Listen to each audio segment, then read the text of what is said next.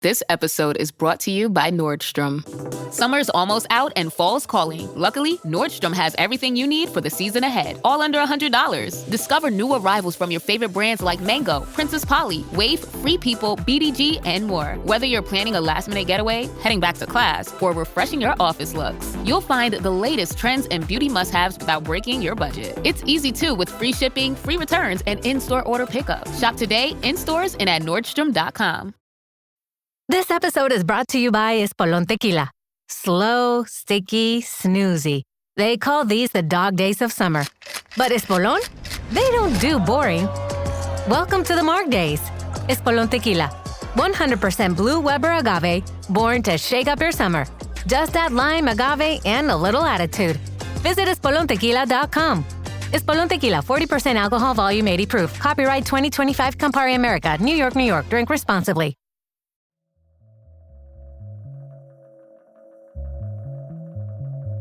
Hi, I'm Casey Seiler, editor of the Times-Union. Welcome to another episode of NXIVM on Trial. The group's now convicted co-founder, Keith Raniere, is tucked away in federal prison, likely for the rest of his life.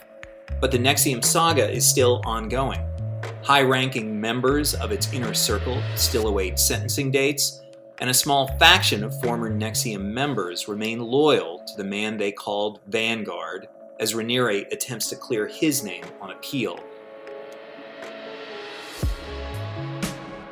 The NXIVM story is the focus of a new book titled Don't Call It a Cult by Vancouver-based investigative reporter Sarah Berman, a former senior editor at Vice. Berman was among the reporters, alongside our own Rob Gavin, who covered the entirety of Raniere's nearly 2-month trial in 2019 in U.S. District Court in Brooklyn, where he was convicted of sex trafficking, forced labor conspiracy, wire fraud, and racketeering charges that included extortion, identity theft, child exploitation, and possession of child pornography.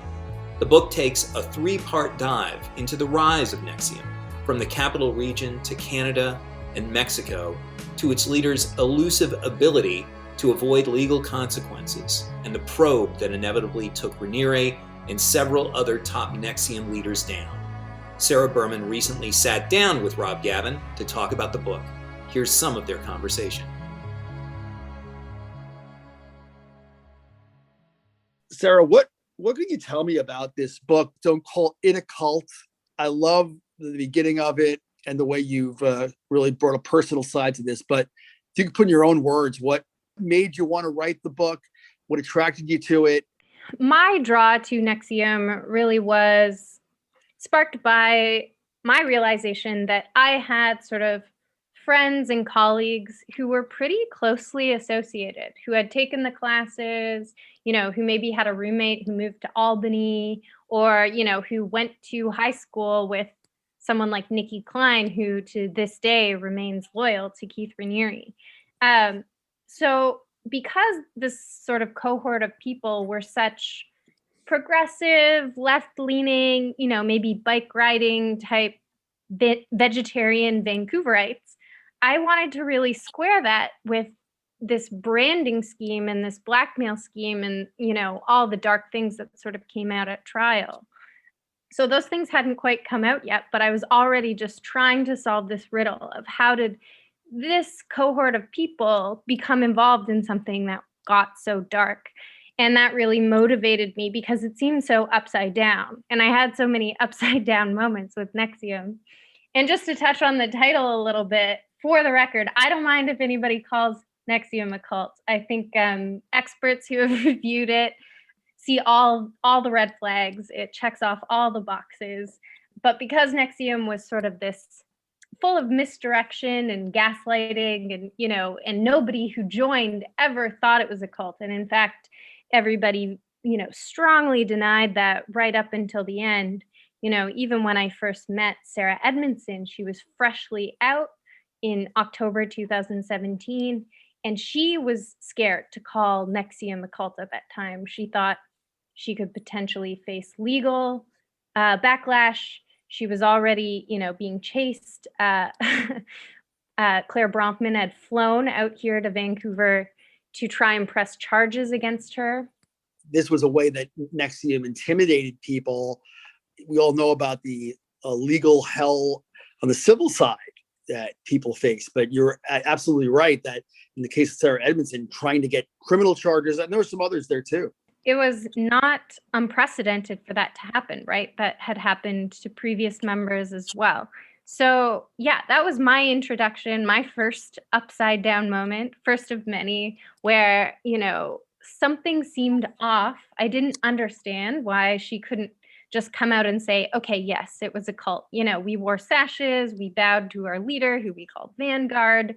We were, our diets and sleep were all controlled. I think that just really sets the tone for this book where, you're sort of exposed to different layers of secrecy and deception. And it becomes, I guess, like that frog in water that slowly turns up the heat. And then by the end, you've got the full NXIVM sort of experience, the deepest and the darkest parts. And yeah, I kind of thought you needed all that space. You needed 300 pages to really get there to the point where you can understand what it looked like from the inside. Because when you're doing those quick hits, at the trial, you and I both know you're trying to file and get, maybe 5 quotes in there. That doesn't tell the whole story. You need a lot more to just understand the path that people took into this, because they were idealists. They wanted to make a difference. They wanted to help people around them achieve their goals. That was the reason why they joined, not to become branded. So yeah, I just thought that needed to be told, especially from a journalistic perspective, because we have seen some memoirs about this. And I do think that's an important perspective as well. But to just bring it together and make sure all the main voices that helped expose this story got enough space. Like you mentioned, a lot of other memoirs. Other people have written books, including Sarah Edmondson, who has the book Scarred, and Tony Natali, obviously Catherine Oxenberg, among others. We've seen that, The Vow on HBO, which we both know. we saw the makers of that on a daily basis, as well as the people making Stars. And I really enjoyed working with people on both those shows, as well as the other programs like Dateline, and who was also covered it, and obviously CNBC with American Greed. So much coverage. There's so much coverage of this case. And that's just not even naming everybody. But I do think that when you look at it on a daily basis, it is kind of hard sometimes to just sort of, how do you explain that? I think there was every day at the trial, I would always say, well, it can't get weirder than this. There can't be a moment where it gets stranger than this. And yet it always seemed to just get stranger and more bizarre. I think one of the things I noticed about your book in the beginning is it's very cool that it's dedicated to women who change their minds. And right. and I think, the big story about NXIVM, and I think what this book really does a good job too, is it's like, these other books out there are from certain perspectives. This is the first book that really gives you the kitchen sink, that really gives you an outsider's perspective, someone who's familiar with the case but wasn't inside. There isn't this was what happened to me when I was in it. This is someone who looked at it very closely and was able to just kind of talk to a huge number of people. I mean, everybody from Sarah Edmondson, you spoke to Dennis Yusko. Yes, a favorite among journalists, I must say. So all my, colleagues in Vancouver are like, man, I love Dennis Yusko. He's great. That's great. What you've done is really provided a huge kitchen sink approach. But within that, you also, what I really like is you show how Sarah Edmondson tried to basically pitch it to you, as she tried to sell you on NXIVM. What was that like? So that was so important for me to understand what it looked like from the ground, going into it. And I didn't expect it actually to come across as so gentle. I expected sort of a hard sell, and maybe really intense pressure tactics, maybe for her to pounce on my insecurities, right? I was sort of feeding her my personal insecurities, almost hoping that she would take a more aggressive approach to sort of stripping me down and saying, you really need to work on this. But that didn't come until much later. So she actually just made it sound like a gentle chat between friends. She talked about what a blue sky scenario would look like if I had been able to, address all of what I thought my deficiencies might be and really resolved my inability to commit, all these sort of light growth themes that I was bringing up, and really imagine that fantasy future for myself. And then she sort of goes, and what do you think that pattern costs you? This, inability to commit. And she made me come up with a number, like in dollars. And it turned out, I just pulled $10,000 out of the air, and she goes, well, great, because our program only costs $3,000. That is interesting. Did you hear that pitch, and did it sound like something that was then intriguing to you? I know obviously you didn't. Yeah. I probably wouldn't have gone just off of that pitch, but I could see it. I could see and feel sort of what that was like. And I did sort of come to the conclusion that someone who is prone to fantasy and, is moved by visual and kinetic images would sort of be drawn to that. I could totally see how it could sort of get somebody in the door, get somebody to try something new. Like there's lots of people in Vancouver and around the world who want new experiences, who want to try maybe even extreme things, right? And so I understood that mentality, having been someone who, as a, in my early 20s, did a bunch of kind of extreme or edgy things, that really did sort of speak to me. But to go back to something you said earlier, in terms of, the kitchen sink perspective, I think there was just so much that people like Sarah Edmondson just didn't know, like there was so much that she learned after the trial, because so many things were just hidden and obscured. Just secrets were this weapon, essentially, in the hands of Raniere and his followers. So I think you needed to sort of wait even until the sentencing. There were still new revelations revealed in the victim impact statements.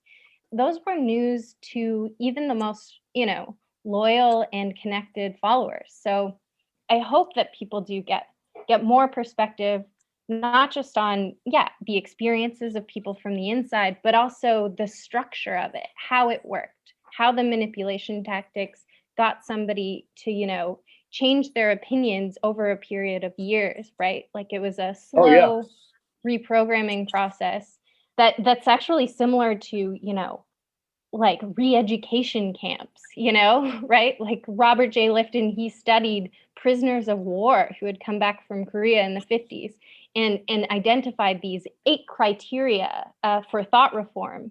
And psychologists who studied this program, like the self-help classes itself, found these 8 criteria. So really powerful military grade stuff. So I wanted to sort of peel back the layers and show that structure and that process as well. You're able to touch on a lot of different areas. Like it's not, even though you're based in Vancouver, you were able to talk to dentists. You were able to, come to the capital region. When you were in town after the trial, we drove up around Knox Woods, and Knox Woods, that's the unofficial, it was basically the unofficial headquarters for where, I always say more than 24, but I think it's a lot more than even that. Members of NXIVM lived. What was it like just seeing that? I don't know if that was the first time you saw it or not, but like going I think that was my second trip through Knox Woods, but it was a very memorable one because remember, we had not that long ago heard about how his followers, Keith's followers, thought that he could control the weather. And then when you and I went through, there was this big thunderstorm, just this freak sort of storm. It really felt fun to sort of joke about Keith's powers over the weather. And just see how tightly wound it is. It's sort of a maze of streets that kind of enclose over each other. You can easily feel lost. And it's not connected really to the outside world. You can't just pass through without needing a destination in Knox Woods. So I found all of that super enlightening. And as we now know from watching The Vow and seeing some videos, Keith Raniere, of course, referred to, and if I'm misquoting him here, of course, all apologies due to the Vanguard, I say in jest, he referred to Clifton Park as I think he said the jewel of the civilized world, or he called it like the Rome of the civilized world. That sounds right. Yes, the Rome. The Rome, I mean, and nothing against Clifton Park, but it is about as cookie cutter suburbia as you will find. I don't know that longtime residents of Clifton Park would compare it to Rome, maybe the suburbs of Rome, New York, maybe. Speaking of Keith Raniere, there's a part after the book you have in an appendix where you wrote a letter. It's part of a letter you wrote to Keith Raniere when he was in the federal detention center in Brooklyn, which of course our readers and our listeners will know. This is where Keith Raniere's followers, the people such as Nikki Klein and a lot of other, Michelle Hatchett, among others, who were singing, dancing for Keith outside the prison walls. But, you wrote a letter to him, reaching out to him. And I love what you wrote here, where you say, you want to ask questions. Forgive me for cutting to the chase. Many people have put immense faith in your intellect and ability over the years. They have trusted you with their life savings, their psychological trauma, their medical decisions. Do you think they were right to place that faith in you? Why or why not? And then you go on to say, when people say you are the smartest, most ethical man in the world, do you believe them? Why or why not?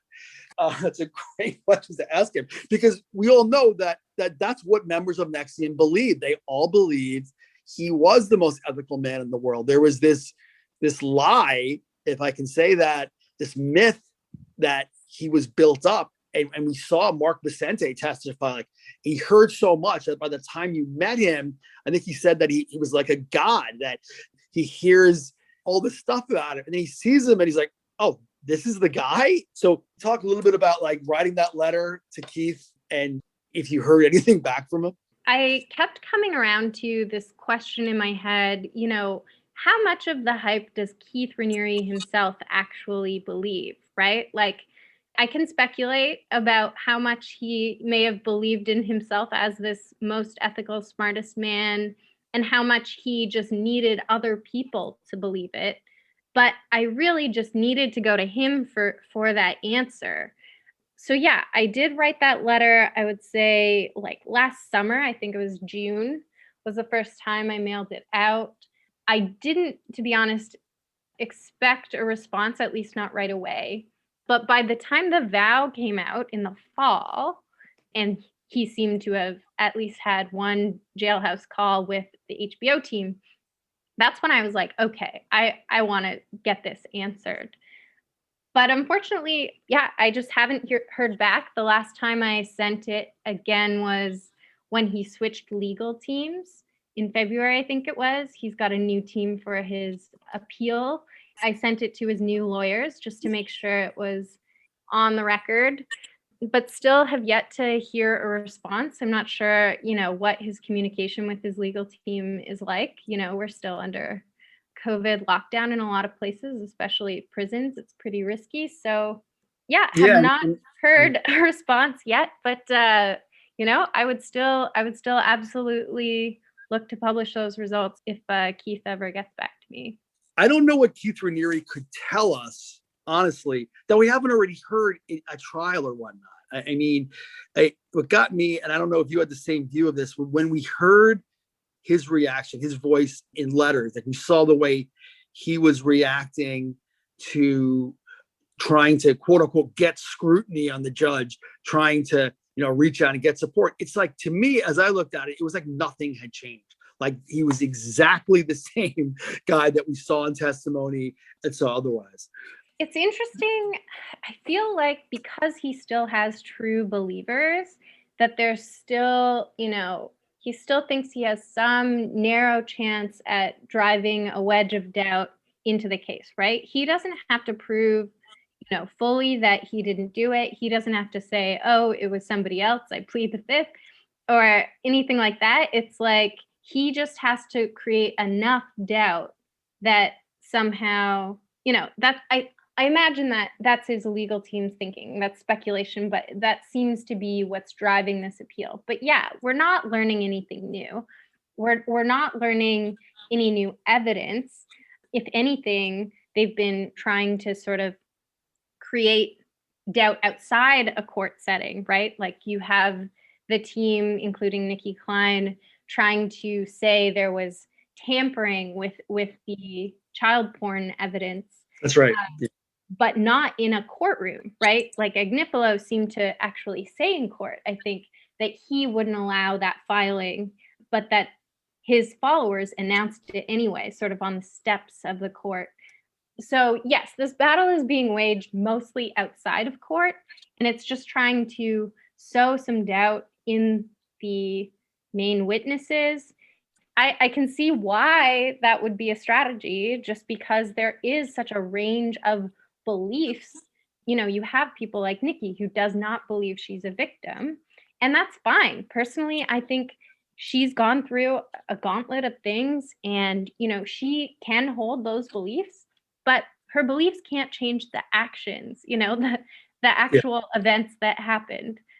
It's an interesting and gray area, but do I think an outcome is going to change? I mean, I certainly can't predict, but it doesn't seem like there's new evidence coming through.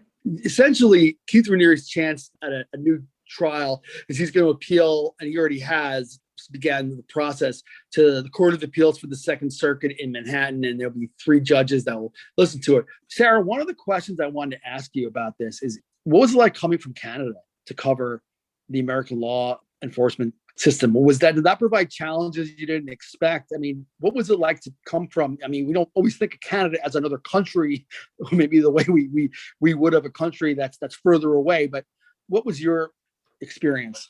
It was a speedy education. Obviously, the PACER system I'd used before lightly, but not nearly to the degree that I ended up with this case. PACER system being the sort of online document system that a lot of journalists in the US use. It was definitely, just the high profileness was something that you never see in Canada. So having that camaraderie between the journalists, and as well just being just there day after day for 6 weeks, truly a unforgettable experience. And I really did start to get just sort of invested, right? Like now I kind of need to get back to New York, especially for the sentencings. We're still waiting on Allison Mack's sentencing. We're still waiting on Lauren Salzman's sentencing and a couple others. I really do feel, an attachment to New York, and I hope to get back. Keith Raniere was sentenced 120 years in prison, which he's 60 years old, so that's a life sentence, bearing his success at an appeal. Claire Bronfman, who's NXIVM's former director of operations, she was expected to get, even on the feds only asked for about, I think, 5 years max, and she faced 21 to 27 months, and she was absolutely slammed with nearly 7 years in prison. And the judge was pretty clearly disgusted by her conduct in the case. So that's where the case are. Lauren Salzman, star witness for the prosecution, she is still facing sentencing on racketeering related charges. We have ongoing sentencings which still have to happen for her mother, the former NXIVM president Nancy Salzman. Kathy Russell is still to be sentenced as well. And, as Allison Mack, of course, to me is sort of the most interesting one, because I think the majority of those defendants, to an extent or more, there's been cooperation. Is it to the level of Lauren Salzman, where she got on a witness stand and basically figuratively put the knife in Keith Raniere's back? No, but it was there. So to me, the Allison Mack will be the most fascinating part of it. Sarah, where can people get your book if you want to know the story of NXIVM? And it's called Don't Call It a Cult. It's got a great photo on the cover. I love the photo on the cover. What is the photo of? You don't mind me asking. I do think it's a stock photo, but it does represent sort of the late night Albany walk, I would say, right? So in the book, I describe the houses as sort of cookie cutter, like pieces in a Monopoly board game. And I think this house on the side really represents that. And the fact that, yeah, Keith Raniere was going on long walks in the middle of the night with all of his slaves in his inner circle. So that's sort of the mood the cover is setting. And you can find it, I mean, obviously Amazon stocks it, or if you want to support your local indie bookstore, you can go to bookshop.org and search it. Don't Call It a Cult.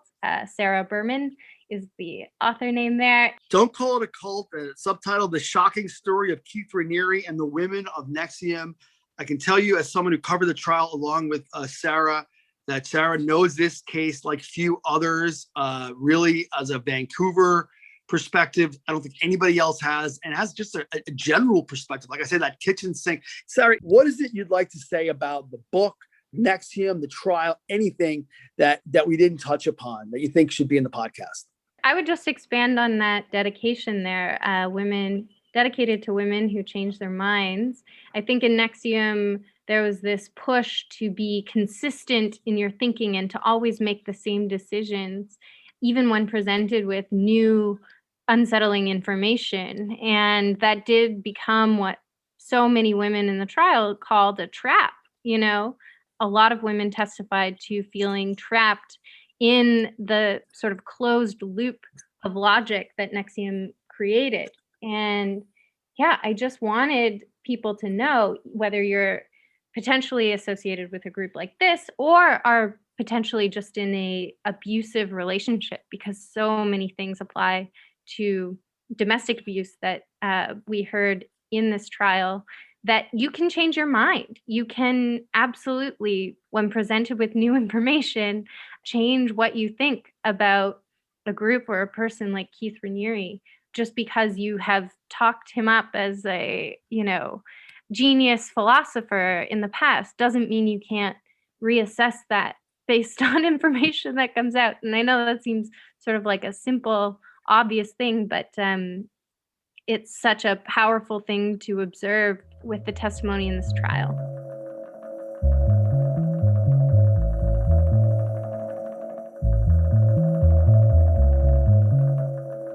Thanks for listening to another episode of NXIVM on Trial. We'll be back with more as the case unfolds. And please remember that the Times-Union's coverage of NXIVM and our other watchdog reporting is supported by subscribers. If you're not a subscriber to the Times-Union, please consider becoming one. Thanks again for listening. I'm Casey Seiler, editor of the Times-Union.